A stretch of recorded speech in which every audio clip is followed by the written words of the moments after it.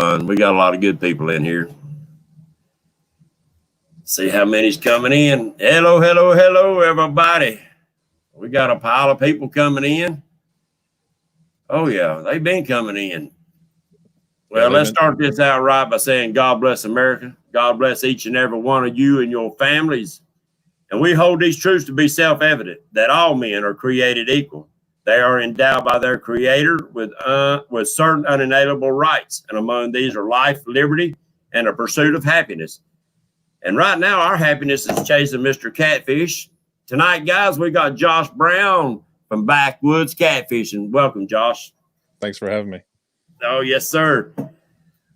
Everybody, get your questions ready. This is a man that I've been watching for quite a while. Started out a little smaller, and I've seen the boy put some pigs in the boat. And hopefully we can pick his brain tonight on some of those techniques that he uses. Right now, let's see who all we got in here. We got Mr. James Dockery, avid, fishing with the Chad. I'm sure that Dockery and Chad's already done started up. Brandon. Oh, we got all kind of good people. If I miss your names, guys, we'll get you in there. K&B Anglers, Nebraska. A few new guys. Like I said, share the love. Check out each other's channel and enjoy it. John Patrick, Richard Ward. All right, Josh. Let's start out with some usual questions. Tell us about your boat. Well, I'm fishing out of a 2017 G3 Sportsman 200. I've had that boat for going on 4 years. Many people's probably watched the video. I've done a couple of reviews on it. I've got a bunch of YouTube content out of that boat over the years. It's been a good boat for me, especially being a tournament guy and stuff like that. But I think it's about time to retire. Yeah, I'm looking for something a little bit bigger now since I'm growing and the good Lord's blessed me with some good business. So it's almost time for retirement for her. Right, and now them boats they got a wide floor in them too, don't they? Oh yeah, it's really wide in the bottom. So that's that gives you plenty of room. Like right now, you guide, and that gives you plenty of room for other people to be on the boat, especially people that might not be comfortable on the boat. Right. Well, good. And I see you got the Catch the Fever, so I assume that you fishing with all Big Cat Fever rods. Yeah, Big Cat Fever, and all the Catch the Fever products. The slime line. I love that stuff. I use all the heavy action rods from them. That's always been one of my favorite rods. I've used that since really they started making the heavy version. And, so you don't go with the medium heavy, you go with the heavy. Yeah, preferably I like a little bit stiffer backbone. Okay. Because one day I might be fishing 2 to 3 mile an hour current, and the next day I may be dragging wheeler. Right. It's a good combination to have in a rod that you can do either or with. Got you. Well, I'm glad you said that. What size line you're fishing with that slime line? My main line is 40 pound. My leader is 100 pound. There you go. And I'm using the 100 pound for that abrasion. So right.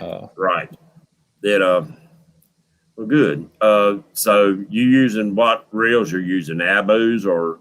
No, I like the pins, the squalls specifically. Right. I started using those squalls about 2 years ago, and it was my first. I wouldn't say expensive reel because they get a lot more expensive than the squall does, but it's a good reel for the money. When you look at the features you get at the price point, it's hard to beat a squall. Okay. And I've put them things through some serious torture, and I haven't broke one yet, so I'm pretty sold. I've seen the torture you put them in, and I mean they're comfortable in the hand too. I mean that means a lot too to a fisherman. Right. Is some of them I've seen some of these new reels that's coming out. They're pretty bulky in the hand. Yeah. So, and they hold plenty of line for you. Yeah. There is some days that I wish I had a little bit bigger line capacity. I don't know how many people know this, but one of my favorite ways to fish is I love dragging really, really rough water. The rougher the water for me, the better. And on those really rough days, I'll basically empty the whole spool to get a better bait presentation as I'm dragging. and so that's one reason sometimes I wish I had the 30s instead of the 20s. But as an overall reel, yeah, it's you can't beat the 20s. So that long line dragging, you think is actually gives them a better presentation in rough water? I believe it does. Mono stretches, and right? when you're in that rough water, if you don't have a whole lot of line out, it's gonna snatch that bait over and over. I think letting more line out gives you a little bit more stretch on those high rollers, and I think it gives a smoother presentation dragging across the bottom. Never thought about that. Never thought about that. That's good info. Appreciate that. So do you prefer dragging or anchoring? It depends on the time of year. Really, the only time I anchor fish anymore is in the early spring, and when I'm flathead fishing. Other than that, I'm going to be dragging. Now there still is some other fishing methods I'll do. We call it drifting. I know a lot of people out west and stuff like that, they consider drifting dragging, but down here in the South we have two different terms for that. Right. Yeah. So our form of drifting is vertical drifting, poles under the boat, a couple of cranks off the bottom. A lot of people as watch Steve Douglas. Yeah. And he's the one that kind of patented the term drifting as that. So, and see, I fish off a pontoon, and I love that technique. Mm-hmm. It makes it easier. I don't know. You've probably been on pontoons too. It makes it hard dragging baits unless you've actually rebuilt one and built it to set up off the back. It's really tough. So I like to find a place that I can drift with the wind that gets a long stretch, say a long flat or off a long point, and drop them straight down. And I love it. I mean, ain't nothing like trying to get that daggum rod out of a rod holder when that sucker's bent straight down underneath your boat. Yeah, you ain't playing. Yeah. They're tough. Yeah. Well, that's good. I'm glad you mentioned that about the long lining, because I'm sure a lot of people never thought about that. But you're right. Every time your boat rises and drops, that's going to put a jerk on that bait every time. Mm-hmm. Now, preferably rivers or lakes. If you would have asked me that 3 years ago, I would have said rivers, but definitely lakes now. Since you done went to Wilson? Well, I fish Wilson a lot in the wintertime, and I do a lot of suspending on Wilson. I don't do a whole lot of dragging on Wilson just because of the amount of structure that's in that lake. I got some really tall trees in there. But down there on Wheeler, Gunnersville, lakes like that, that's what I consider my home now. There you go. Well, where exactly are you located? And give some information on how they can contact you about a guide trip or all that. So give us a little bit of information if you don't mind, sir. Sure. So I live in Gadsden, which is in the northeast corner of Alabama. I'm a licensed guide for the Tennessee River, Gunnersville, Wheeler, Wilson. Those are the three lakes I primarily fish. If you want to get in touch with me about a trip or something, you can get in touch with me through Facebook, or you can give me a call at 256-393-1058 or at backwoodscatfishing.com. And if you want to see the kind of stuff that we get into, we got a lot of content on the YouTube channel still. We haven't had the chance to upload any new stuff recently, but we're still out there doing the same thing we've always been doing. Well, you got a new addition to your family, and I'm sure she's keeping you pretty busy. So congratulations on that. Thank you. And I know eventually she's going to be your partner out there if your wife will allow it. Well, I think I've already got my mind made up. She's going to be a tournament partner for me eventually one day, and that'd be sweet. She'll be taking everybody's money. So there you go. There you go. Make Daddy's head swell up real big too. Yeah. But now, on your guide service and your guide trips, how many people do you normally take out on the boat? What's your max? And let's give them some information on basically what you charge and stuff like that. Well, as a licensed six-pack holder, I can take 6 people fishing with me. In the boat that I currently have now, 6 people is going to be a little tight. So I like to keep that number under 4 people. That's about my max as of right now until I can get into something bigger that's more suitable for larger groups to go with me. My prices are for 2 people.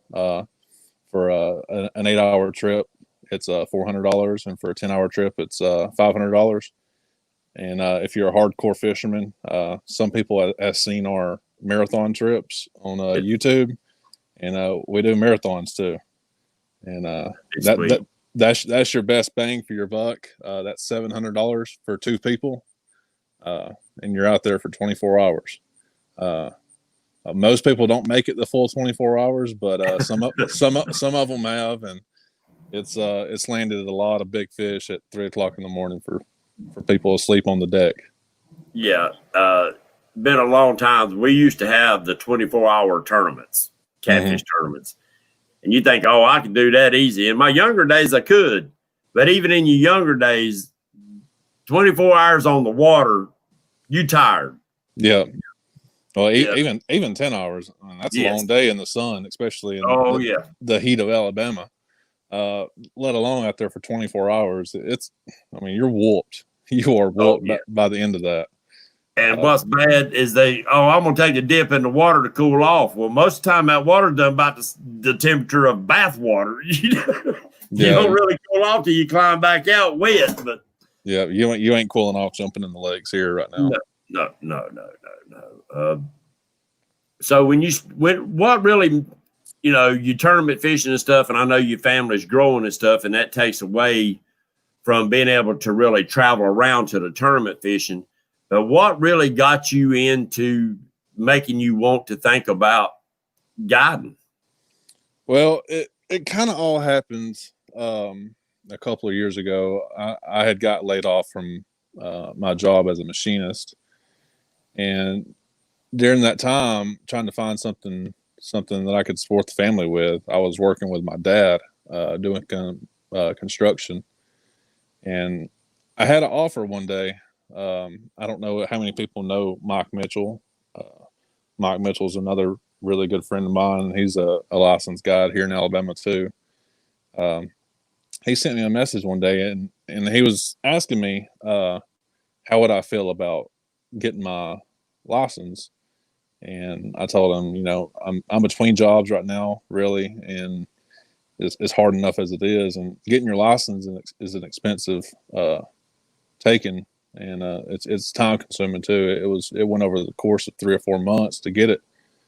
And he was moving from Guntersville to Muscle Shoals, and Muscle Shoals is the Lake Wilson area, and there was nobody left for Guntersville. And he offered to front the money to help me get the schooling started, in exchange for paying back later on down the road.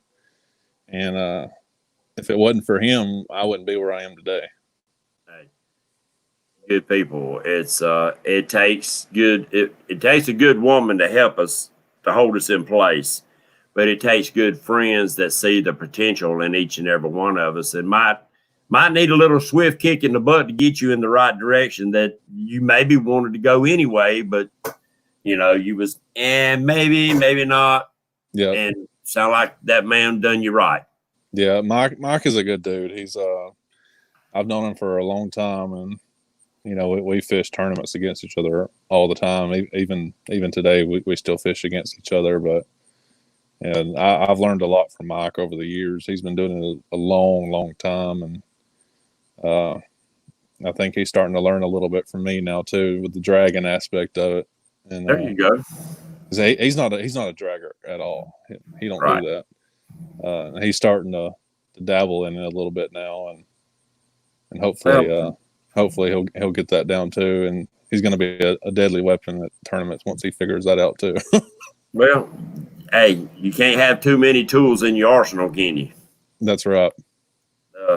With that being said, let's go ahead and get these questions out of the daggum way, because I know people's want them. I hadn't seen anybody ask, but they sure will. Sure. What's your PBs? Flathead and blues. My PB flathead is 58. one of my clients caught a 69 this year. That's a big flathead. That's a real big flathead. That's a big flathead. My biggest blue is 76, and we had a client catch a 105 in April. Those are two big fish. I don't know if I'm going to break for a little while.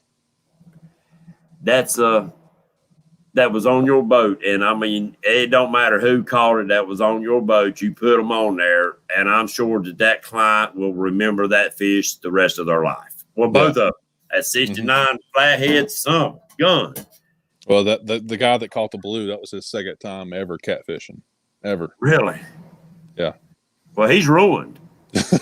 I told him, he said it don't get no better. It don't get no better. That's like going your first time trip deer hunting and shooting a daggone 12-point buck that registered to 205. And you just might as well hang your gun up and find you another hobby, because that's right.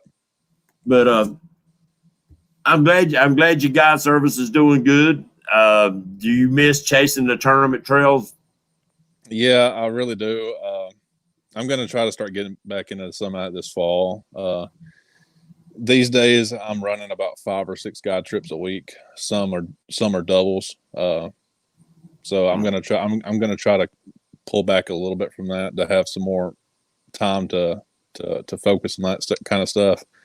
Because that's where it kind of all started from. That was my heart and passion, was tournament fishing, and the guide service kind of blew up as big as it did, as fast as it did, and I had to kind of step back from that, and having the baby and moving to a new house and so many changes so fast that I had to cut something loose.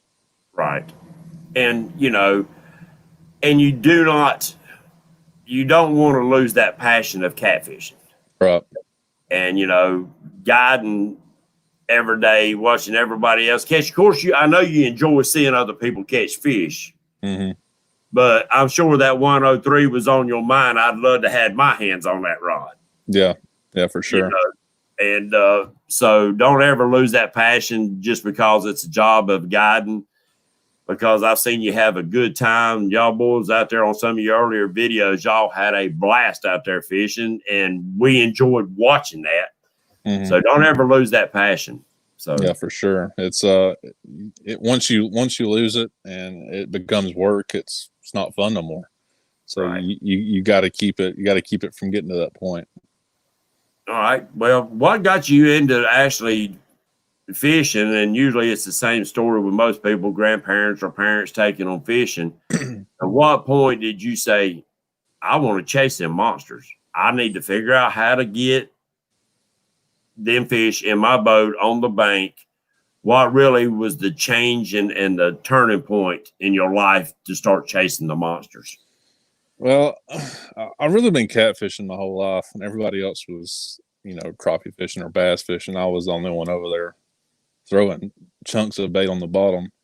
But about the time I was 10 or 11, I started fishing in my great aunt's private lake that she had, and she used to go down there in her golf cart and feed the catfish dog food.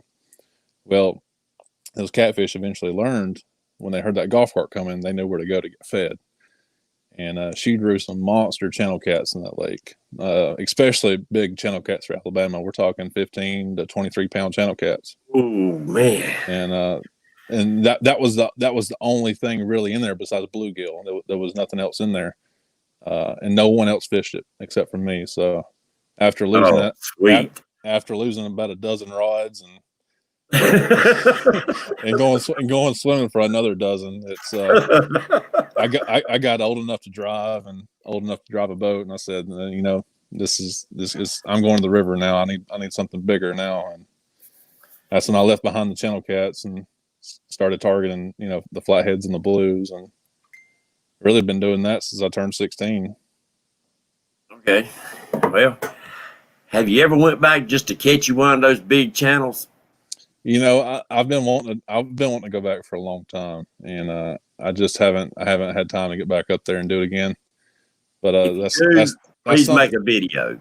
That's something I think about all the time is getting back up there to that little lake and and catching one of them big channel cats, because it's a blast doing that. Hey, I want to ask you this question: pound for pound, who do you believe is the stronger fighting fish? Channel cat. There you go. I said that. Them son of a guns will fight you all the way to the boat. They'll fight you in the boat, and they'll fight you trying to let them go out of the boat. Yep. You're exactly right. My largest is 16 pounds, and that was many years ago, and we just don't see them channels in Lake Wiley anymore. Not that size. Right. You'll be lucky to find a 6 or 7 pounder. Right. That's kind of how Alabama is. You don't really see a whole lot of big channel cats in the rivers and the lakes, and I think it's because of the size that the blues and the flatheads get. They kind of control the lake at that point, and it's their domain. A 70-pound flathead could eat a daggone 15-pound channel in a gulp. Yeah. So about anything swimming is bait to them.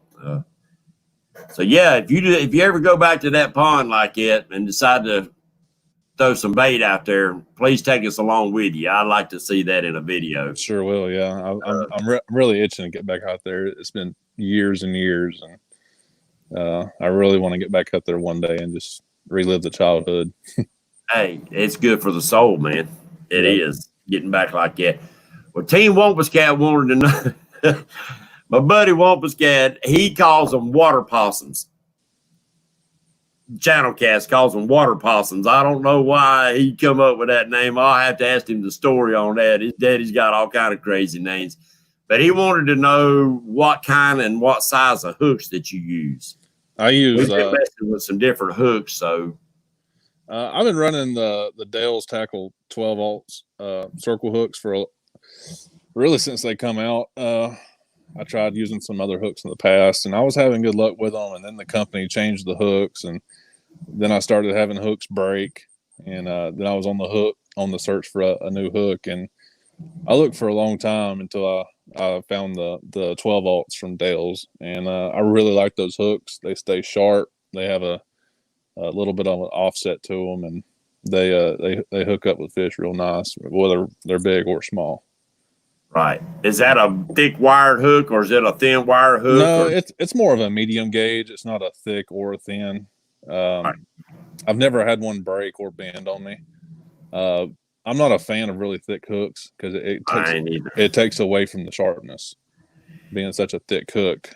And they got such a thick barb on them. If they bury up next to that jawbone, it's almost impossible to get that hook out of that fish's mouth in thick hooks like that. Right. What I've seen. And I think I won some of the, Mad Catter hooks. Mm-hmm. Then some thick hooks, man. And I caught one, I guess it's about 20, 21 pounds, and it buried up right in the side of that jawbone. And I thought I was either going to have to do surgery on the fish or just cut the hook and let the fish worry about getting it out himself. I never got that hook out. And I felt sorry for the fish, because that's a big, thick, that big double barb on there. Just I couldn't get it out. Right. I finally did, but yeah, we've been messing around. Do you have a problem with them bigger hooks maybe getting into the eyes of the smaller fish? Every now and then it will happen. Right. You're going to take that chance on circle hooks anyways, because they're designed to get the corner of the mouth. Right. But most of the time, no. Every now and then you will get an eyeball, but we've caught fish that has no eyes completely. Oh yeah. I mean, I just wondered because that's what we would notice. We went up to the 10-aughts, and I like Gamakatsu, and yeah, I've heard a lot of people saying they run into broke hooks and stuff like that. They break on them and stuff, but I like the design of the Gamos. And I went with the 10-aught, but they got another 10-aught that they've come out with. I think it's Big Cat or something like that. And it seemed like they do pretty good. I don't run my drag real tight, so I haven't had a problem with breaking a hook. I know quite a few other people have. So that's why I was kind of asking you, about the size and the kind that you go with, because we are looking at different hooks of especially some that's like you guiding and stuff, you end up having a good hookup ratio. Yeah. It's not very often we miss a fish. Usually when something like that happens, the bait turns back to itself, Right. or something like that. But it's rare we miss a fish. Got you.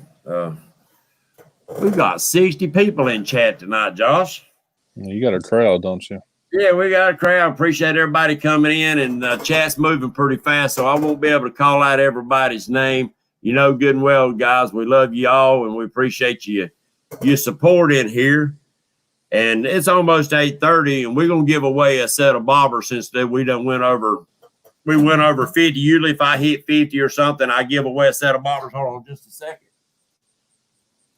And of course, my dovetail didn't bring the other bobbers, but since we already up to 60, we're giving away a set of the Patriot bobbers tonight. The red, white, and blue Patriot bobbers. And if any of you don't know how these work, they got a lightning bug light in the end of them. If I can find the camera, you just turn it on, turn it off. Very easy. You won't destroy them. They're solid in the middle of them. And they snap on and off your line. The only thing you have to leave on your line, if I can find the camera, is this little piece and a bobber stop and an extra bead. You just take it when you're ready to fish with a bobber, you put that on, clip it, and you're ready to fish. These are the red, white, and blue ones. These are not for sale. I sell the other ones, but I don't sell these. These are for this show and this show only. With that being said, let's find out who in chat's gonna win a set of these bobbers, Josh. Do you ever float fish for fish? Not usually, but I'm gonna start doing some more of that here soon. Right now we got a really big mayfly hatch, and we got mayflies by the thousands on the river. And at nighttime, you can hear them fish come up eating them. So I'm going to start doing some floating after dark when they're coming up eating them islands of mayflies. That a lot of guys that are buying these, they're using mainly like for flathead fishing, mm-hmm. and they're floating their baits over top of deep structure using these, mm-hmm.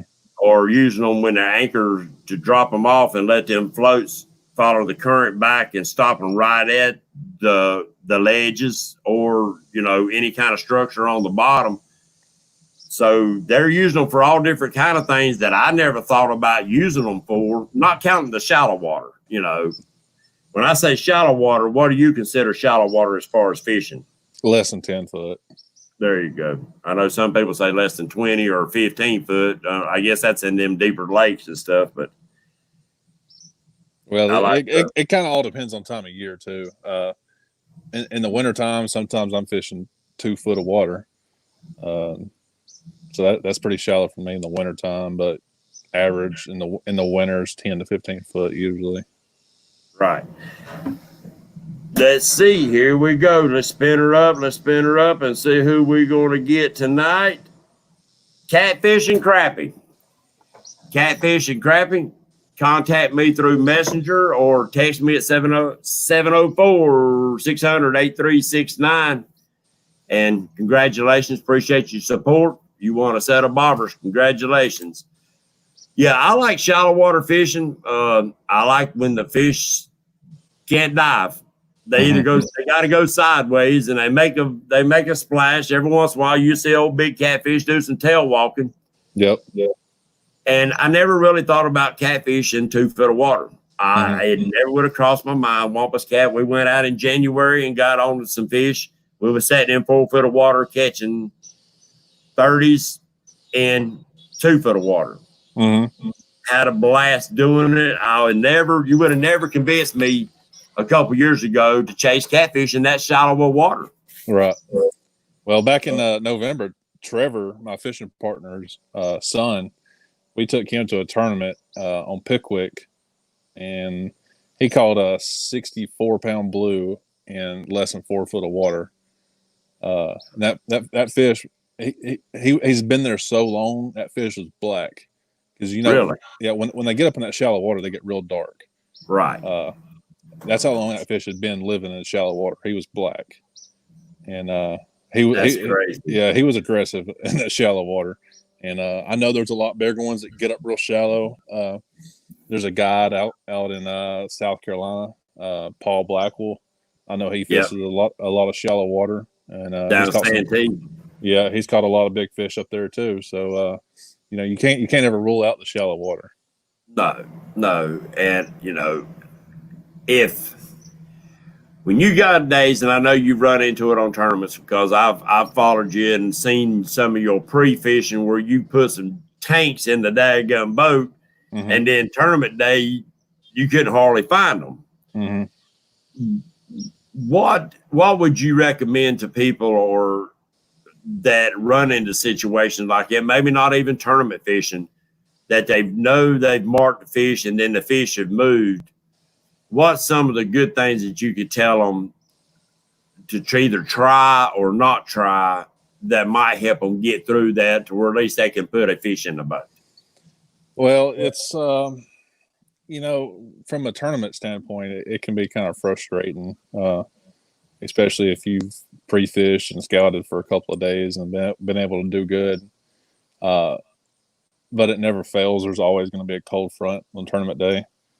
And when that cold front comes in, those fish are not going to be where you left them. They're gonna move, and their eat behavior is going to change. If you was catching them on a whole skipjack the day before, they might only be eating a dime-sized piece of skipjack the next day. But if you're marking fish and you just can't get them to eat, a different bait presentation. I find is a lot of effective. And one thing that I do, and I don't know how many other people do it, and I don't know if I've ever shared this publicly. I call it jogging. It's a version of dragging. So as we're dragging baits, we'll stop the boat in spot lock mode and leave everything out there. And every couple of minutes, we'll hit that jog button on our trolling motor to jog forward 5 foot at a time. And I can't tell you how many strikes we've had and takedowns we've had as soon as that boat starts inching forward again. It's like they're watching it, but they're not interested. They think it's about to get away from them. Right. And once it starts moving, they'll kill it a lot of times. It's almost like you're creating a reaction bite out of them, ain't you? Right. Yeah. If they're looking at it and they're not too interested in it and they see it moving again, it's a reaction strike. That's exactly what it is. They thinking something else is done getting something that they was thinking about getting. Right. That's good advice. And sorry if we drug something out of you you really didn't want to share, but we appreciate the information. Well, I like sharing what I know and trying to make the sport grow. And if it can help somebody catch a fish down the road, then it was worth it. There you go. And I mean, and that's part of I'm sure that's part of the reason why you do love guiding is not just being able to put fish on in people's hands, but actually teaching them how to do it themselves. Right. Well, that's part of it, because 90% of my clients, they haven't seen a fish over 10 pounds before. So when they get a hold of a 40 or 50 pound blue, knowing that they caught that fish, it's the facial expressions I get, that's well worth it right there. Oh, I'm sure it is. It's that is a given that to me. It don't matter how much money you would charge to be able to do that and see the reaction of the people is well worth it anytime. And I'm sure there's some days that, see how the phrase is. What do you end up doing when, I know there's going to be days when it's, you struggle to put people on fish. Mm-hmm. What do you end up having to do? I mean, do you have many complaints about, well, we didn't catch what we thought we'd catch, or is it something that you asked them prior to going out? Do you want eaters? Do you want big fish? Or do you just want to catch numbers of fish? Right. Well, most people, I advertise as a trophy fish service. So we're looking for 30 plus pounders. That is the goal. In reality, I'm not happy with myself unless we catch something over 45 or 50. Gotcha. That's where I start getting happy, because that's when they see a fish that's literally half the size that they are, and and they're excited about it. But yeah, as far as actually targeting the fish and catching them, it don't matter who you are. You're going to have tough days on the water. Fish are fish. They're as soon as you think you got them figured out, they do something different, and you gotta figure out what they want, and you got a short time to figure it out.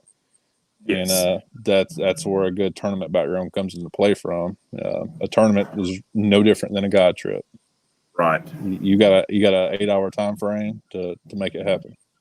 Gotcha.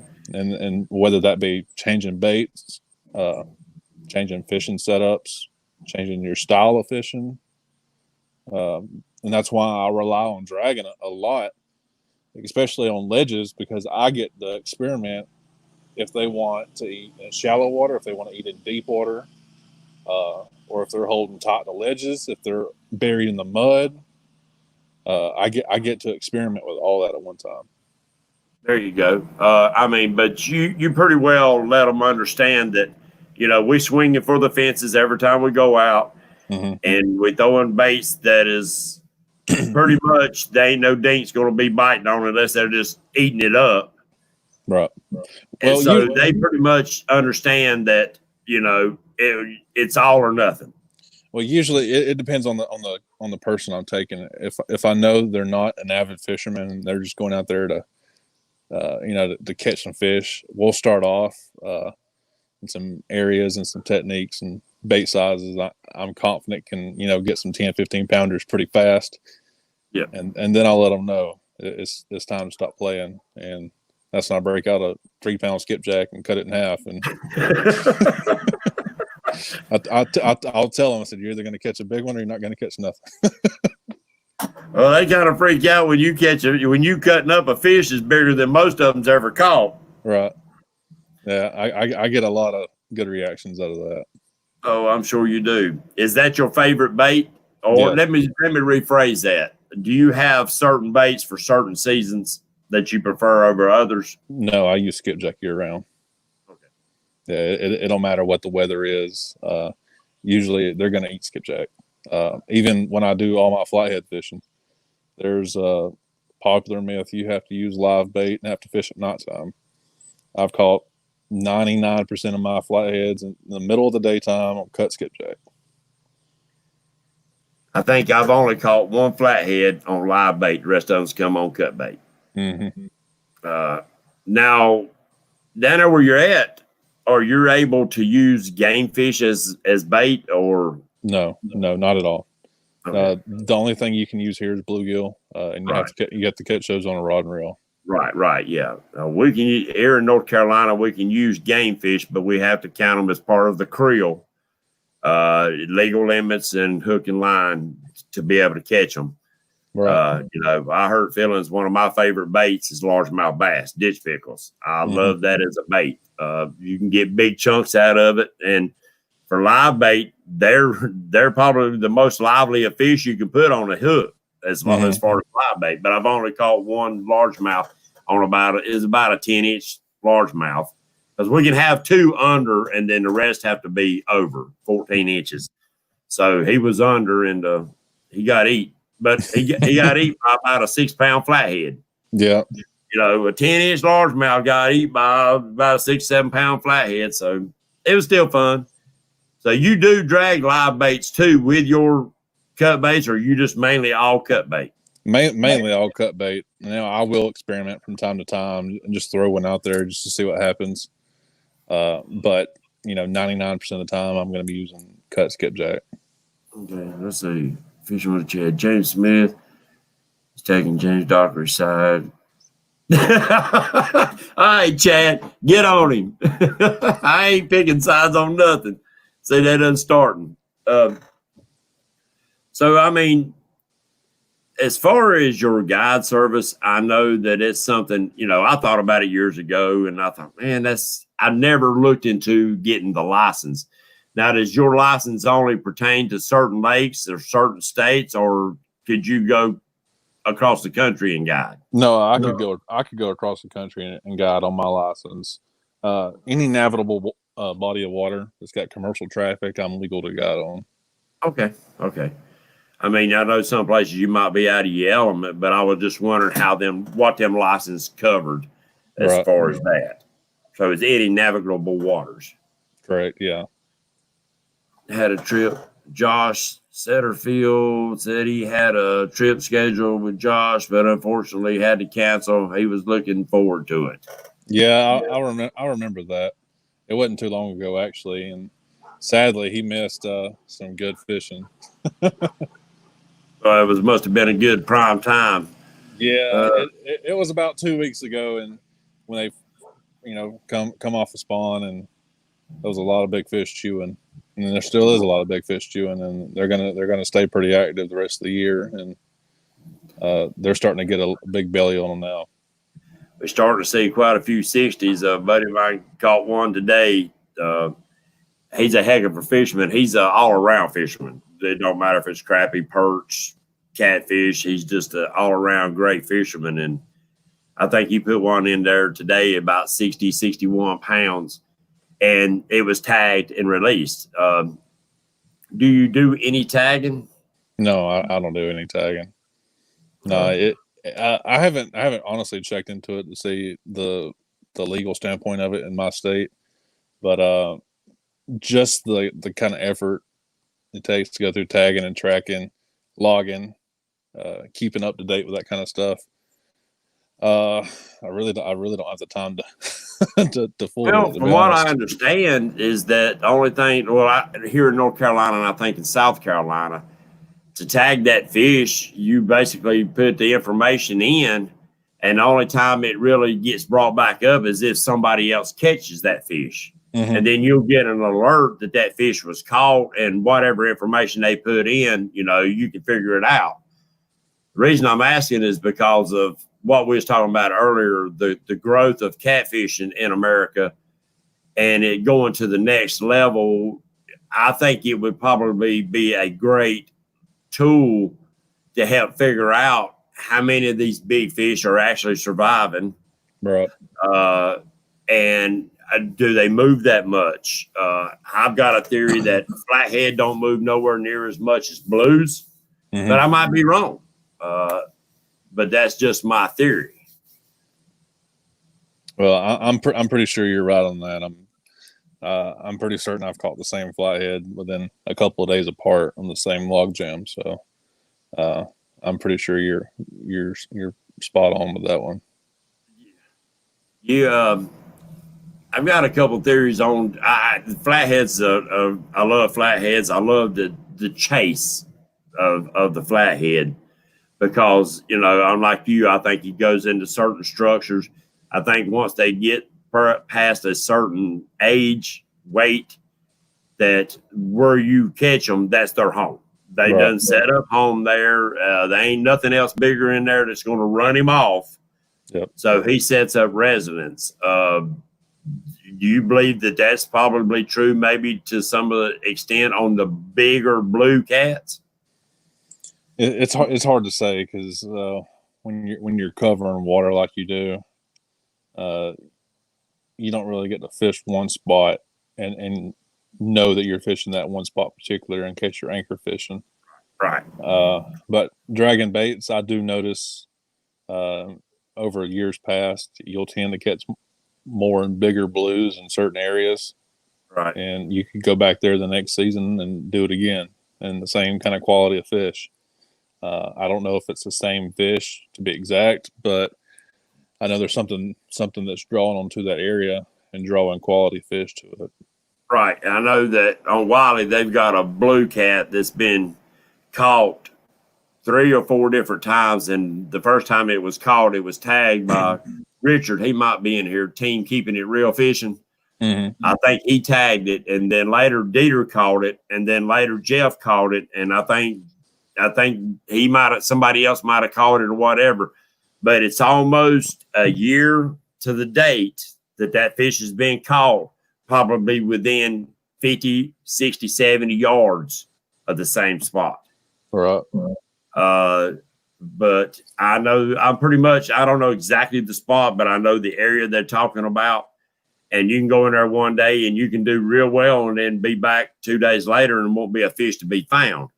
I just wonder if it's a transition spot, them going somewhere, say to a bedding area or to a feeding area, that you just happen to be there when that same fish is moving through, not really set up a residence there, but as a good transition spot.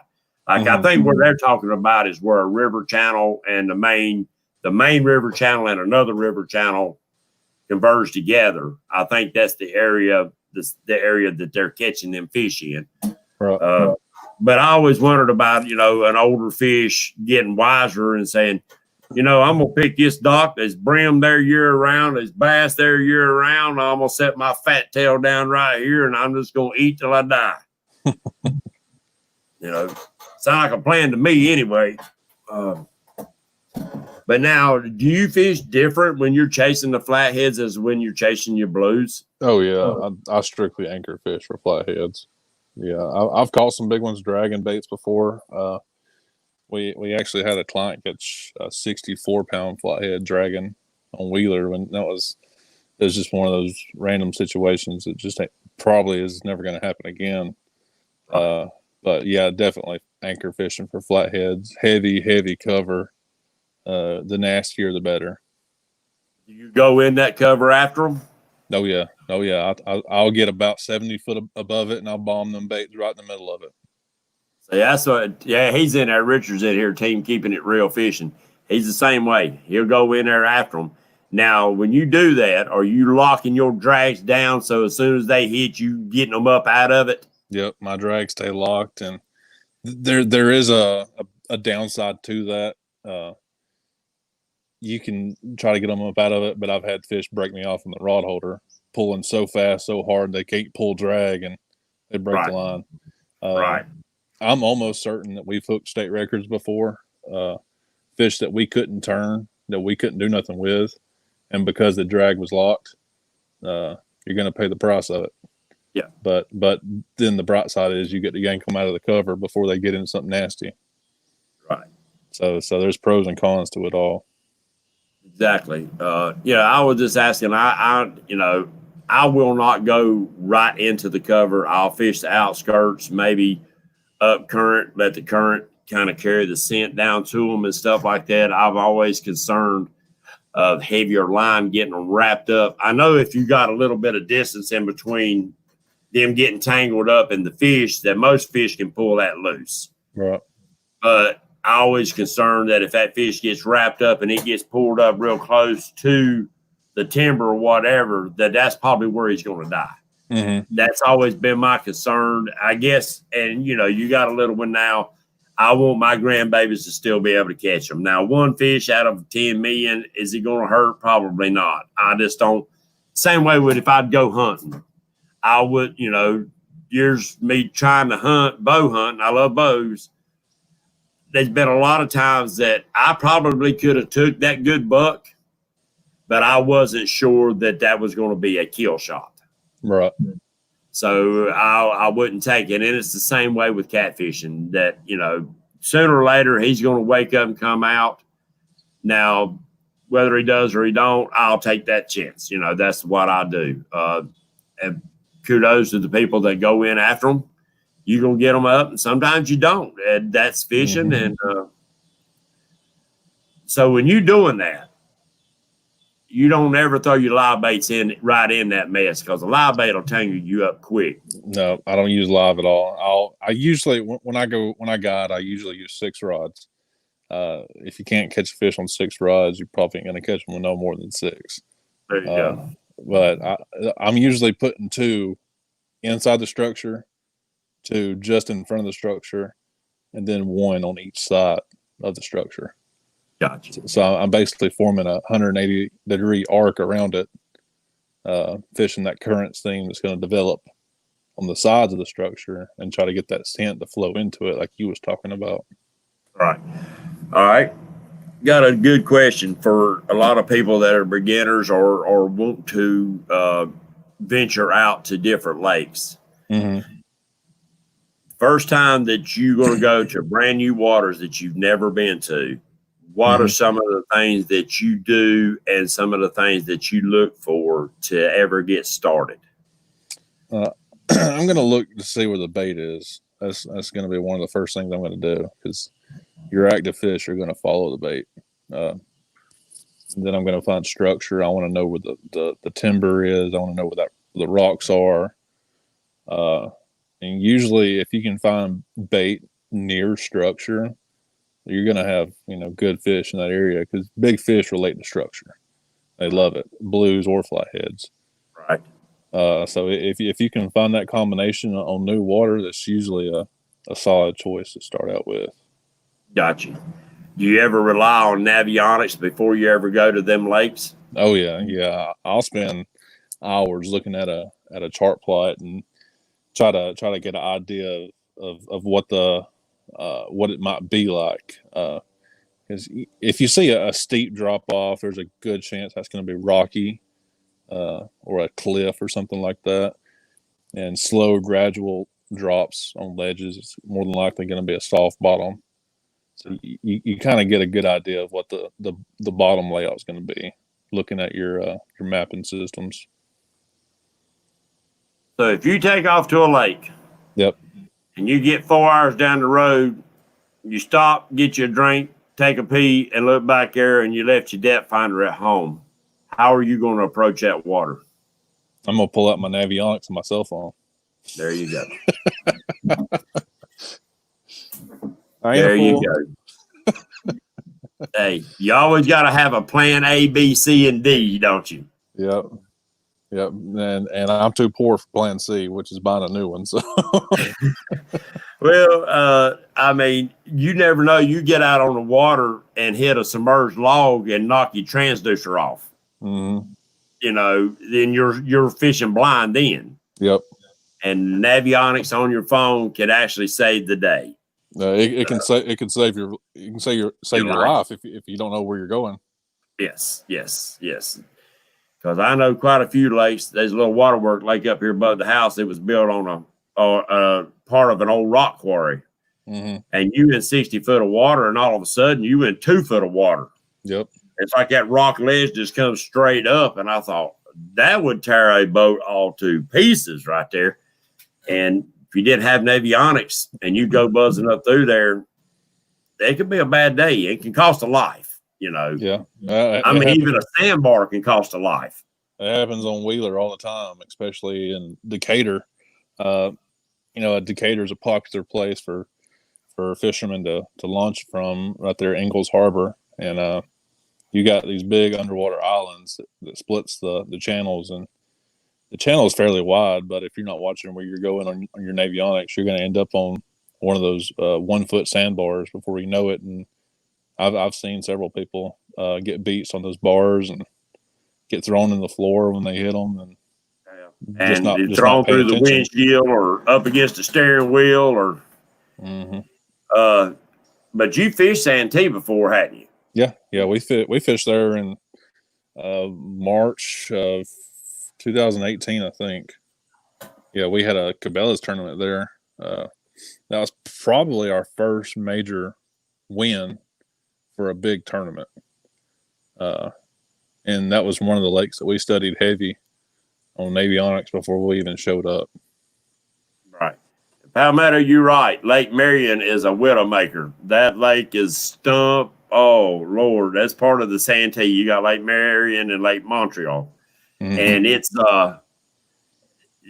it was built. It started being built before World War II. And then when the war broke out, they just went ahead and dammed it up. And it's full of trees. And it's full of stump fields, and you can ride up through there. And there's certain places you can see all the stumps down next to the channel cut in V's where boats is hit it and stuff. And I've looked up and seen bass boats just hammer down coming through there. And I thought, you got to be out of your freaking mind, because there's 20 of them lined up on the bank over there that's already been tore up. But, yeah, we didn't get to fish Marion. We got to fish Moultrie, and right. That's where we focused for our 3 days that we were there. Sound like you done pretty good. Yeah, we had a pretty good weigh in. I can't remember if the regulations were in effect at that point or not, but I think we had like 156 pounds for our weigh in. that was when we fell in love with rough water dragon, because we was we was on the far northeast corner of the lake, and there was no other boats around us. We was the only boat in that corner of the lake, and that was where the 5-footers were, and that's where we were dragging, and that's where we caught all of our big fish in that rough water, and we were just having the time of our lives, knowing that no one else was around us. That water gets rough real quick. It's a bowl-shaped lake, and it don't take but a second for that rascal to just get rough. Yeah, rough. I'm gonna tell you a little secret. If you ever decide to go up there about late spring, a little secret bait that if you want to put good numbers in the boat, say if you want to take a guide up there, or if you just want to go up there and do some eater-sized fish all the way up into the 20s, because we caught 30-pound fish on them. Mm-hmm. Grasshoppers. There's so many fields down there that the grasshoppers actually, it's about like locusts down there. There's tons of them. We had an old guide that we used to take out years ago that he'd come out there to get on the boat, and he'd always carry a basket, and it was always covered. Mm-hmm. Nobody knew what was in it. I'm sure most people figured it out, but we would come in with fish, and other guides would come in and only have a couple fish, and we would have a cooler full. Right. And the reason I liked him is because he'd take one cooler. Whether it take you 8 hours to fill that cooler up if you wanted eaters, or whether it took you 30 minutes. If you go out and you fill it up in 30 minutes, your fishing trip's over. Mm-hmm. I liked him because he was not about over harvesting. As far as people, because a lot of people, they go down there to catch food. But we was catching, we got on that one night, we got on 15 to 30-pound fish all night long on freaking grasshoppers. Mm-hmm.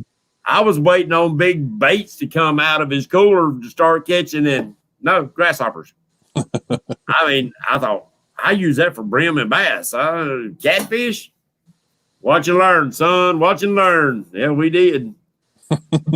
So, are they any unusual bait? I'll tell you what, I need you to talk for a little bit. Maybe tell them again about your guide service, your contact stuff. I need to send a link to Dexter. Mm-hmm. I'll be getting ready to bring him in, and I appreciate everything you do. So go back over your contact information about your guide service, and let me send him a link, if you don't mind. Sure. So my name is Josh Brown again, and if you want to get in touch with me, the quickest way is going to be to my Facebook page. I'm pretty active on it, whether it be my personal or my guide service page. You can reach out there, or you can give me a call or send me a text at 256-393-1058, or you can go to backwoodscatfishing.com. We're pretty booked up for the summer as of now. We got plenty of openings in the fall and the winter, and that's when we catch some of our biggest fish anyway. So that's some of the best times to go fishing is in the early fall all the way through April. That's when we catch a lot of big blues, and it'd be a good time. Well, Josh, I appreciate you coming in with us, and hopefully we'll do it again. I discussed some things with you earlier, and we'll do it again. And hopefully the little bitty miss will be awake, and you can show her off to us, next time. Sure. And but congratulations on your guiding. We're proud of you getting things up and running. I only have one request. Okay. Put Old Glory on your boat. Sure will. That's I try to get everybody to do it, and the reason being is that I look at it, how many roads, how many bridges cross waters. And if you as a veteran, I don't know if you served, I meant to ask you that. If you as a veteran, say you served in one of the wars, and you come across a bridge and just happen to look out over the water and you see 10, 15, 100 boats and all of them flying Old Glory, mm-hmm. kind of make you feel like it wasn't in vain, wouldn't it? Yeah, it would. Yeah, so if you don't mind, put Old Glory on your boat and keep her flying high and keep her flying proud, and I appreciate it. Yes, sir. I appreciate you joining us in. Have a safe trip out there guiding. get out there and do some fishing for yourself, my friend. Yes, Schedule sir. you a trip for you. Yeah. Good luck to everybody else out there. Hope you learned something. And if you can catch a fish using anything that I told you, it was worth it. So good luck to everybody in Tight Lines. Yep, he's right. Everybody share some knowledge. There's a lot of new faces coming into the catfish world, and I know they would enjoy hearing some of the different techniques. Some of the things that he uses out there on his water might not work for you, but if you tweak it just a little bit, Yep, it might be the next best thing you've ever seen on the market. Yep. Josh, I thank you, my friend. Keep in contact, and we'll holler at you again. Yes, sir. Thanks for having me. God bless you and your family, buddy. Yep. See ya. See you. What are you doing, Mr. Dexter Tang? Well, good morning. Good evening. It's morning here. Well, I'm like a lot of people. Where you been hiding? Yeah. So, hi everyone. It's been a while. So, yeah, it's like a new thing for me now. It's been so long since I've been on live stream. So, how's everybody doing? Hope everybody's well. Can you see the chat? Yeah, I'm looking at the chat right now. Yeah. Okay. We're good. Because I know there's going to be a lot give you a holler because a lot of people in here supported you for a long time and you supported each and every one of us. Yeah. So really appreciate it. I had to give you a holler when I seen you post up that new video. I thought, he's fishing. We got to holler at him. Thanks a lot, James. Really appreciate it. So how things been going for you? Are you going to be able to do some more fishing now? And because I only get Saturdays, Sundays as my off days. So if there's any possible chance for all of us to get together and fish during the weekends, then most definitely we'll plan it out. But yeah, it's because like Andre, he's been fishing with me since day one. So he's like my right hand man, So it's always a ton of fun fishing with Andre. So and it's very hard for me to plan with him. It's because he works on shift and his off days are always not the same. So it's always constantly switching off days. So it's very, very hard to plan with him. Yeah, but if there's a chance, then definitely yes. But I think the next plan for us, I think, would be end of this month. Hopefully, we're still waiting for his schedule to come out. We're planning to catch some red tails. There you go. That's one thing that Mr. Lyle from Catfish Weekly said. That's one of his bucket fish that he's ready to catch. But before we get too far, people's wanting to know the name of your YouTube channel and stuff like that, and where can they go watch your video? So put it up and let them know where we can find you. Yeah, sure. You guys can search me out on YouTube. It's my name actually, Dexter Tang, DEXTER space TENG. All right, Kentucky Catman put a link up to your channel in the chat. Jim. Yeah, old Jim. We've been missing you on some of the live feeds, like Chunky Cats. He's sitting out there fishing live, and every time we think, where's Dexter at? He's got to do a countdown because you always used to do a countdown on people doing live streams and stuff. So you left a mark in the world, my friend. You left a mark, and there ain't nothing wrong with that. I mean, I really appreciate because to be honest, I've never thought that I would have so much of support from people, especially from the United States. It's very humbling, and I really, really appreciate each and every one of you that are still, supporting my channel, still watching my videos, and it's really a different experience for me having you guys as a family for me. I don't have a lot of supporters locally because I speak English, and a lot of YouTubers in Malaysia, they speak the local language over here, so they have a lot of local support. But I have a lot of international support, like from you guys. I have people from Brazil, people from France, all over the United States. You guys are just awesome. I really appreciate it. Well, you're gaining some subscribers right now. I'm telling you that right now, guys. His channel, he said his channel laid dead for a little bit, but let's wake it up if you don't mind. If you don't know who he is or don't know his channel, please go check him out. Share the love with him. We call it sharing the bait. So share a little bit of bait with the man, and let's get his channel up and moving. And maybe he can show us some of them big, pretty red tails. That's a beautiful fish. Yes. Thanks a lot. Now, your buddy was kicking your tail in that video the other day. You mean the last video? Yeah. Yeah, it was fun though. Yeah. It was really fun. It's been so long since I've been to a pond, and then due to all this COVID-19, and then a lot of ponds were closed and all that. So we were in lockdown for about 2 months, 18th of March until 18th of May. So we completely stayed at home and we couldn't go out. We really couldn't go out. Yeah. Just a complete shutdown. Yeah, complete shutdown. Now, a lot of people don't understand the pay lake type of deal that y'all have there compared to some here. We a lot of the catfish pay lakes here, it's a no-no. A lot of us catfishers that are trophy hunters don't agree with it because they're robbing our real lakes and our rivers, and these fish are not surviving long in these pay lakes before they just throwing them to waste. But they don't understand over there, them fish are prized in Malaysia, right? Yeah, it's different. Yeah, they take a lot of care to make sure them fish survive and thrive. Yes. Not just survive, but thrive. Yes, that's correct. Yeah, they take a lot of good care of the fish in all of the ponds here. Right. That's guys, that's a big difference in somebody that actually look at that fish not just as money, but as a commodity that all families come out and fish. That it ain't just about the money to them.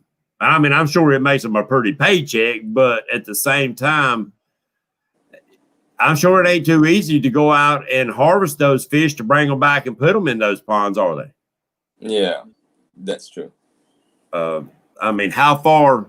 I know you told us one time a while back that how far is it that you would have to drive to go fish for those fish in their natural waters? Because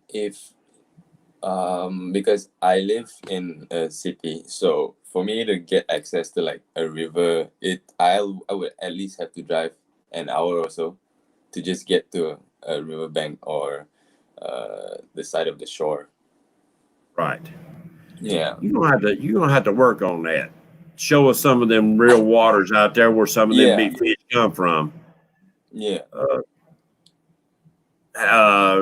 Justin Fishing Fetish wants to know how much does it cost to fish in one of those ponds, say in US dollars.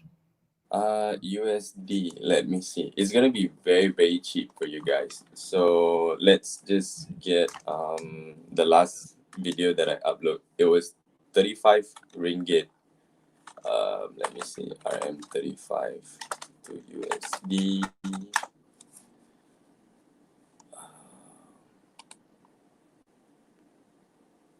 It's $8 US.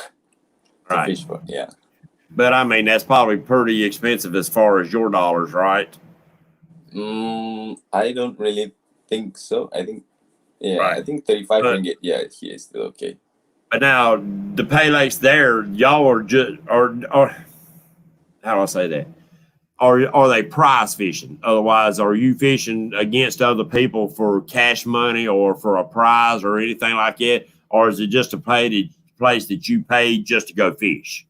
Well, okay, there's certain ponds that have those kind of things, like, let's say you catch a fish, you so happen to catch a fish which weighs more than 10 kilos, then they'll like return you like 5 ringgit or 10 ringgit and things like that.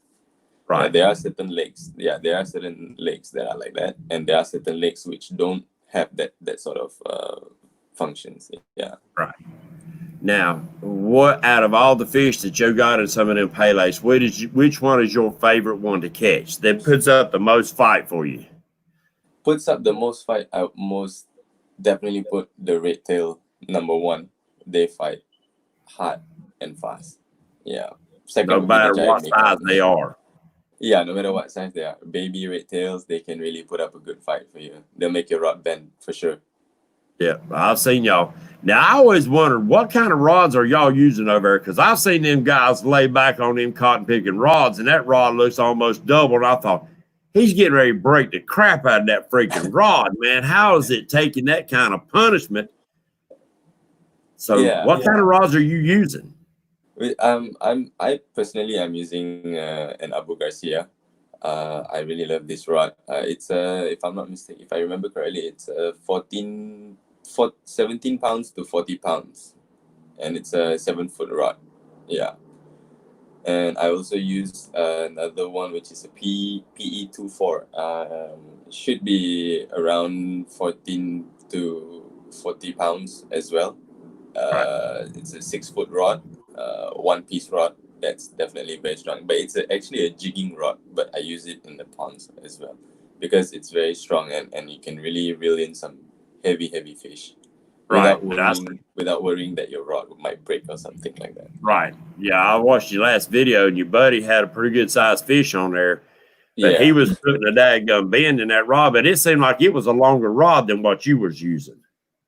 No, it's about the same. I think his one is a butt joint. Yeah, Andre's one is a butt joint. Okay. Yeah.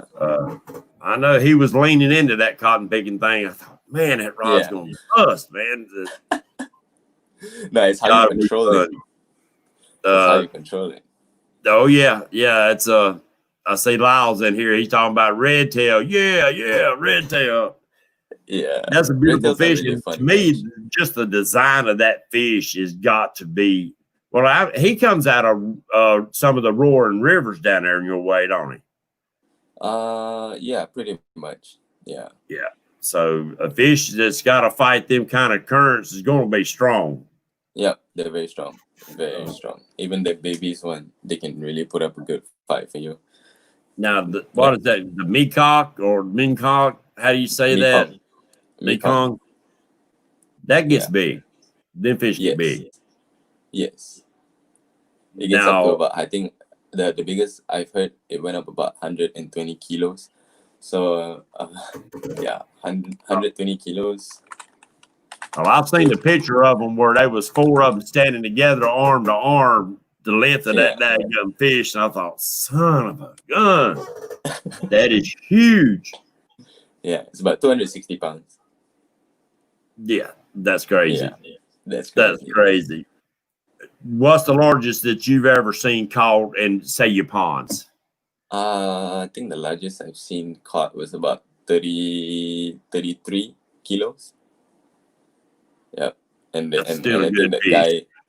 Yeah, I think that guy fought that giant mekong for a solid 10 to 15 minutes.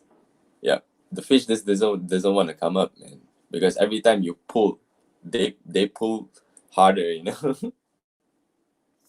Like an old bulldog fighting over a sock. He's going to pull it, and you're going to pull harder, and he's going to pull harder, and it's just a battle. The thing about giant mekongs is the moment you get hooked onto a giant mekong, right, that fish is going to pull you, and it's going to make you walk around the pond like in circles. It's true. Yeah, it's true. You're going to get your exercise, ain't you? Yeah. And then everybody sitting next to you, they're just gonna have to lift their rods because they don't want their lines to get hooked onto yours. Right. Yeah. So yeah. Now, what is your largest red tail and what's your largest mekong? My largest red tail, if I remember, it was about 12 kilos. Yeah, not that big, but it was my PB. And then a mekong was 15 kilos, I think. Yeah.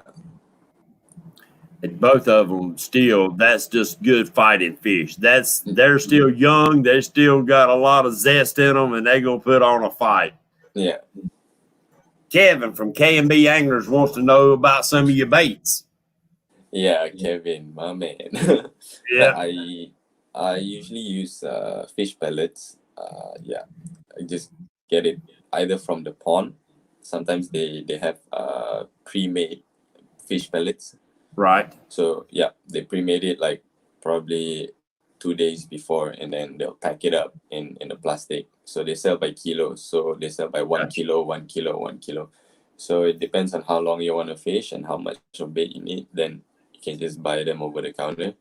And usually these pellets, they are mixed with essence, like pineapple essence, strawberry essence, and then you can add your own personal flavor to it to give the bait a little bit more a zing, for the fish.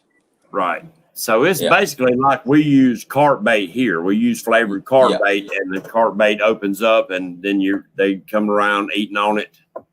Yeah, Hmm. that's correct. Fishing with Big Nasty wants to know what kind of toothy fish do you chase over there? What kind of, sorry, what? Fish with teeth. Fish with teeth. If He fish likes with gar, chasing gar, teeth, fish with teeth in it.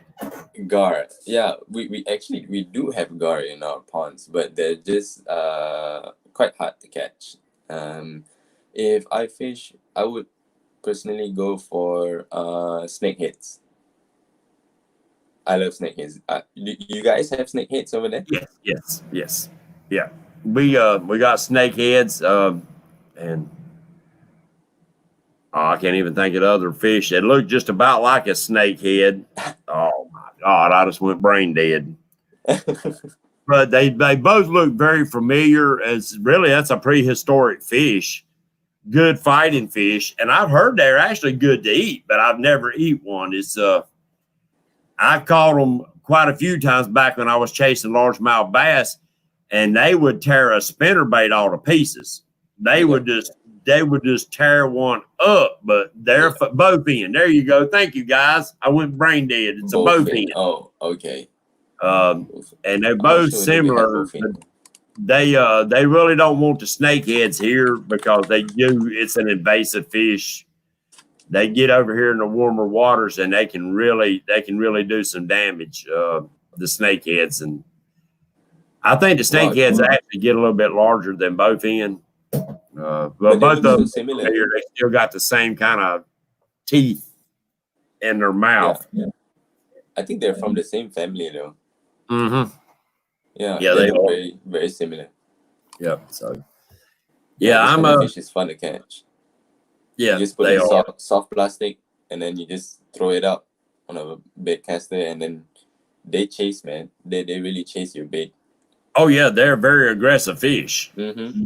Yeah, and we catch them a lot on cut baits, live baits. Floating live minnows and stuff. They'll wear them out. I'll give you guys a tip for snakeheads. For those of you guys who wants to catch snakeheads, use frogs. Frogs, small frogs. Yeah. They work the best, especially. For here at least. Yeah. Well, that's probably true anywhere. I mean, it's so you catching them live, or you using artificial frogs? No, I would use soft plastics. Okay. Yeah. Okay. All right, Kentucky. Give me a hard time. Yeah, I'm brain dead about half the cotton picking time. Been a long day. I've been on a pressure washer for 3 days, so my tail is tired. But I wanted to have a little bit. James? So what? Yeah, when was your last fishing? Oh God, a couple months. It's been a while since I got to fish, and that's all right. I got homework to do, and hopefully, I'm getting closer to getting where I can hit the water back in the fall, and then it's going to be on. I got another boat I'm working on besides the one that I fish off of, so it's going to take some time, but it's not going to be a rush because it's going to be a main nothing but catfishing boat. I want to set it up. It is a pontoon, but I want to set it up how the V-hull boats and stuff are set up, where I can drag baits out the back or out the front. But anyway, it's coming along. We'll get her done. Yeah, Kentucky, appreciate you sharing up his link on there. Guys, make sure you share the love. Let's get him back on the water. Let's get him back on YouTube. We need some countdowns, and enjoyed having you in there. You know, I think the last time on the last live stream I really seen you on was with Sarah. Yeah. So she's no longer into fishing right now. She's raising her family and kids and doing pottery. I'm hoping she's happy and stuff like that. And we're gonna keep right on going. And but she was really the ones that introduced me to you, you know, through her show, and I appreciate that. And Yeah. but we'll keep we'll keep in touch with you and keep following you. Now that I got you on Messenger and stuff like that, I'm gonna say, when's the next video, buddy? When's the next video? We waiting. You got a girlfriend, she'll go fishing with you. If your buddy can't go, No problem, man. does she fish any with you? Sorry, I beg your pardon? Does she fish any with you, or she just go hang out with you and play on her phone while y'all fish? Yeah, she'll help us to record the video. Yeah, so she don't grab the rod and try to reel it in? No, because she's afraid, because she's very tiny, so she's very scared that the fish might pull her into the pond. Hey, some of them fish over there might just do that. but no, she'll definitely try it one day. Yeah. Yeah. Everybody saying, yeah, keep putting out the videos. They miss you and stuff. Dexter, I'm glad you bring us to a different part of the world, the fishing of a different part of the world that 99% of us will never be able to see. And I want to thank you for that, because we like catfishing here in America, but we also know that there's catfish around the world, and you give us a glimpse into that part of the world that most of us will never see. And that's, some of them catfish are beautiful. That red tail's a beautiful fish. It really is. And some of them other fish. Now, what are some of the other fish that you chase in them ponds? Are you catching them? Most of the ponds, they have a lot of silver cats and giant mekongs. But they also have this fish called like a Patriot fish, which is the one that I caught on my last video. Right. Yeah, those kind of fish are fun to catch. You know, they can really jump out of the water, and then you gotta be careful with that sort of fishes because their teeth, they're like human teeth, so they can bite you. They can literally just bite your line off. Even if you're using like a 40-pound braid, they will still bite your line off. Bite right through it. Yeah, I'll bite right through it. And then so you use braided line. My main line is actually monofilament, but my leader is braided line. Okay. Yeah. So you fish opposite than the way we do over here. Now, I don't use braid at all, except on a couple reels. But most people use the braid as their main line and the mono as their leader, because of rocks and the pads of a catfish's mouth is real hard on braid. Yeah. Man, I got something fluid right in my daggum eyeball. I was sitting there talking to you, little old gnat or something. But now, when you go setting up and you putting them baits out like that, are you allowed to kind of chum your area up, or when you put that bait out, you got to leave that bait there? Yeah. Basically, what we do is we'll pack the baits onto the hooks, and then we'll cast them out. So usually we will cast it in one specific spot. So basically we'll just cast, let's say just right in the middle of the pond, and we'll just cast it there over and over and over and over again. So that whole place, right, it's gonna be filled with your fish pellets. So all the fish is gonna come and bite, you know. So Gotcha. yeah, if you get lucky, then one of your hooks is yours, and then hooray. So you just chumming, like you said, you're chumming up that area, getting them, bringing them in there to you. Yeah. Yeah. That's pretty smart, because everybody else in the lake's doing the same thing. Yeah. Yeah, but it's because other people have different bait flavors as well. So it's definitely up to the fish to see which kind of flavors that the fish wants, you know. So if your flavor is you know, what the fish wants, then most definitely they're gonna keep coming back. Right. Now, have you ever tried to use like cut bait of other fish out there just to see? Yeah. Does it work? Yeah, cut bait. We use this cut bait. What we call it here is a ikan lampam. It's actually just a small silver color fish. It's, I think, equivalent to what you guys have, like a bluegill. Similar. Yes. Yeah. Or crappie. It's just like that. So we use that as cut bait, but you'll get other fishes like the chow praya catfish. So the chow praya catfish, which is also known to you guys as a dog-eating catfish, it basically just eats anything in front of it. So if you use cut bait, fresh cut bait which has a lot of blood in it, then most definitely you will attract the chow praya even more. So they'll definitely just bite your bait the minute you throw into the pond. Really? Yeah. Do they get any size to them? Yeah, they can really grow very big. I think the biggest one I've seen was about 20 plus kilos. Ain't right. Yeah, Dang. it's huge. My first ever huge chow praya actually was caught in the section 24 fishing pond, which I always go. It broke my reel. It snapped my reel. The reel literally broke off the handle. Dang right. Yeah. He So hit it that hard and fast, or? Yeah, hard and fast. My rod was like bending. It was almost touching the waters already.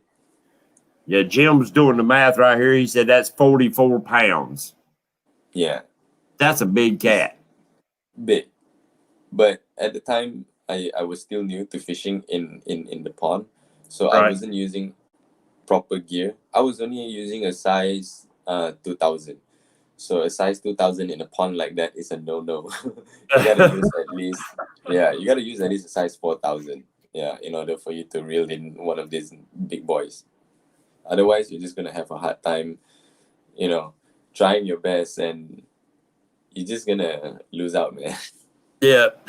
He's going to either tear your stuff up, or he's going to end up just wearing you out, breaking you off, or whatever. Yeah. So yeah, you got to have the proper tools to do the job, don't you?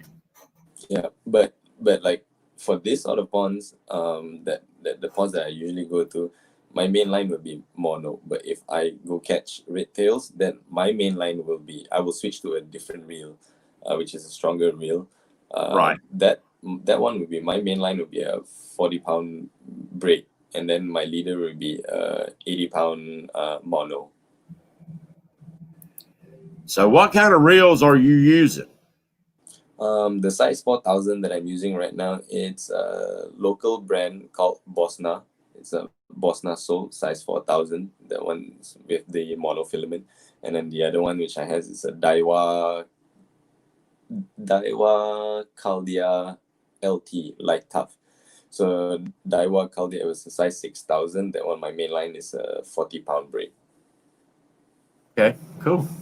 Well, Dexter, I don't want to cut you short, but I did want to bring you in here and share you to the catfishing world again, so we can get your channel moving for you. A lot of people wanted to say hey and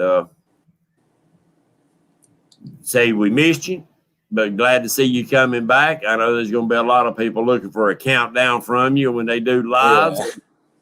Get us started, and we thank you for sharing the other part of the world with us, the catfish from that part of the world. Don't be a stranger. Come into our live shows. Come in on Monday night if you get a chance. I know it's Monday morning for you, but you'll be headed to work or at work. What time you end up having to go in?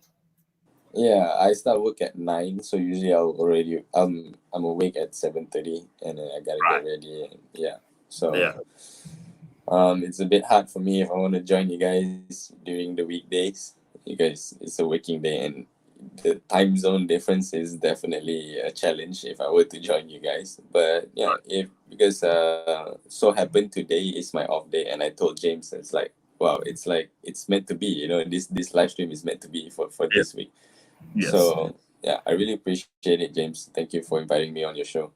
Oh, it's they're gonna be some more. They're gonna be, just let us know. when you're going to have another day off or something like that during the week, contact me. You got me through Messenger now. Just contact me. And as they shows just about every night of the week now, even on Saturdays, you got headhunters, catfish headhunters. They have a show on Saturday night. So, you might can contact them and, holler at them, and they might bring you on one of their shows on Saturday night. That'll be Saturday morning for you. Of course, you might be wanting to sleep in on that day. But they shows going on just about every night of the week. You got Sunday nights, you got Palmettos on Sunday night, you got Catfish Weekly Monday night, you got Joey Kirby and them SmackDown Catfishing on Tuesday night, of course, me on Wednesday night. I think somebody's going to be picking up Thursday night, and then Friday night you got Avid Fisherman. He's got a show on Friday nights. So, there's plenty going on. If you get a chance, come in there, check them out, share a little bit of the love, let your buddies know that there's some other live streams going on out there, and they got, something to watch. We don't have no mean cock or red tails, but hey, we have fun catching them. And right now, there's some big fish being caught right now. North Carolina record just got broke, 113 pounds. So that's getting up there. So, but how's the fishing over there for you guys? How's the fishing there for you guys at the moment? Has the COVID-19 situation kind of messed it up and all this kind of things? How is it like? Well, we done. I think most of the catfishermen have done about got to the point to tell the government we're gonna fish anyway. It's we about had our fill of this COVID. Most of the country that's there, the fish are coming out of spawn right now. So you start to see a lot of fish being brought to the boats, a lot of good fish being brought into the boats. So it's turning on pretty good. Of course, our government's trying to tell us to shut down again. Whatever. I don't believe all that mess. But anyway, so the bite is good. The bite is picking up. A lot of people's putting fish on the boats and on the banks and having fun doing it. And that's what it's all about anyway. So, I seen you caught a few fish. Or y'all have certain seasons that the big fish bite better than the others? No. In the ponds, no. It's just only to see whether if it's a rainy day or a sunny day. So right. Rainy days you might get lesser bites, or sunny day you'll get more bites. Well, see, around here it's just about opposite. We kind of want to fish on them rainy days. That it just seems like the fish go shallow on them rainy days. Oh, instead of fishing deeper water, we'd able to throw our baits up in 1 foot of water against the bank to catch catfish. Wow. So on them rainy days, you might want to quit throwing out there into the middle. You might want to just throw it right off the edge. That might be where they at. Yeah, everybody else is throwing out here, and you catching them right off the bank. Yeah, but from what the people from the pond say, usually when it rains, the fish just doesn't bite the top. So usually you have to go to the bottom already. So the baits that you're throwing, you're fishing off of the bottom or right on the bottom? No. So usually it gets deeper. Right. Yeah. So the middle of the pond is definitely the deepest. So that's where everybody will actually cast out. Okay. Yeah. Well, and I'm sure that's where the fish are already used to going to that area for bait, for food. Yeah. So they kind of got them trained Yeah. as to where to go, because that's where everybody's putting baits. Yeah, that's right. Yeah. Well, Dexter, I want to thank you, my friend. I'm ready to go to the house and lay my tail down, and you just getting ready to get your day started. Yeah, man. Well, you got a day off. Go wet a hook. Yeah, I'm probably gonna rest at home. Really tired from work. Yeah, it's been a lot of things going on, so we're trying to catch up with everything and all. So well, put us up a video once in a while. Do us a little live, and tell us about your equipment and stuff, whether you're out fishing or not. Just make just come in and do a little live feed. Let us know how you're doing, how everything's going, and keep in touch. No problem. Yeah. You got friends on the other side of the pond, my friend. Yeah, appreciate you guys so much, man.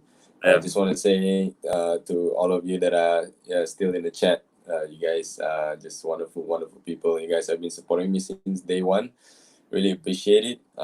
It really warms my heart to see all of you guys. You know, you guys add me up on Facebook and follow me on Instagram. You guys basically are becoming a part of my life, you know. And honestly, it's been a true honor and privilege to be interacting with each and every one of you. Really appreciate it. Yeah. Well, we appreciate you too, my friend. And like I said, you do have friends on the other side of the pond. We care about what you into. Make sure you're all right, and look forward to any videos you put up, live feeds, or just come in and do a live feed just to say hey. Because you know good and well when our alerts go off, we'll come in and we'll say hey back. So take care of yourself. Everybody, right, y'all take care of yourself. Thank you for coming in the show. And this is all we wrote. Take care, Dexter. We'll take care, James. All right. God bless. Good night, everybody.